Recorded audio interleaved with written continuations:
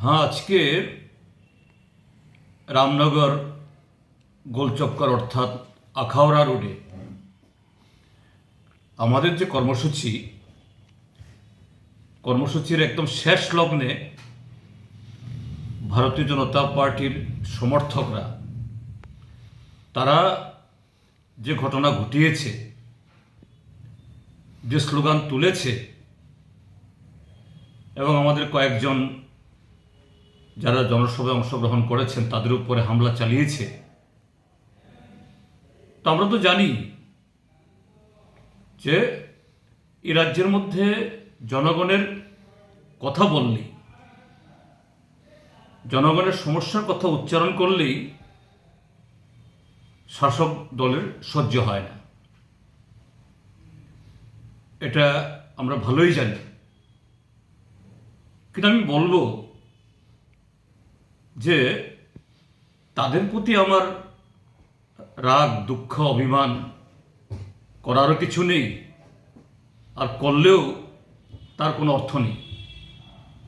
কিন্তু আজকে এই ভারতীয় জনতা পার্টির এই সমর্থকরা, যাদেরকে তারা এই যাদের সম্পর্কে তারা বলেন তাদের দেবতুল্য কারিয়াকর্তা, পুলিশের সামনে অনেক পদস্থ পুলিশ অফিসার ছিলেন, তাদের সামনে যে স্লোগান তুললেন, অমুকের চামড়া তুলে নেব আমরা, এত আমাদের চামড়া তোলা হয়নি, তোলা হয়েছে তাদের নেতাদের,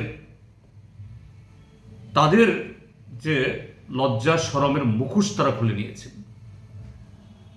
আমাদের রাজ্যের মুখ্যমন্ত্রী তিনি বলে বলে বেড়াচ্ছেন রাজ্যের শাসনের এটা একেবারে উচ্চ মাত্রায় চলছে, যদিও তার শরিক দলরাই বলেন যে আইনি শাসন নেই। তিনি বলছেন যে রাজ্য সরকার বা তিনি অক্লান্ত পরিশ্রম করে যাচ্ছেন এই ত্রিপুরা রাজ্য উন্নয়নের জন্য, শুধু বিরোধীরা দোষ খুঁজেন।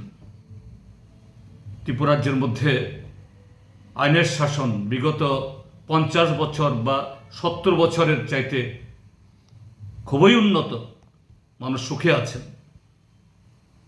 সেখানে বহু কাঠখড় পুড়িয়ে আজকে একটা সভা করা হলো, কিন্তু তার শেষ লগ্ন অবধি সুন্দরভাবে এটা শেষ করা গেল না। প্রকাশ্যে স্লোগান তুলছে, চামড়া তুলে নেবে, চোখ খুলে নেবে। তো কার চামড়া তুললো তারা? কার মুখোশ খুললো তারা? কাকে লজ্জা দিল তারা? রামনগর তার বিধায়ক, তিনি এই আগরতলা মিউনিসিপ্যাল কর্পোরেশনের মেয়রও, প্রথম নাগরিক। ত্রিপুরা পুলিশের যে সদর দপ্তর,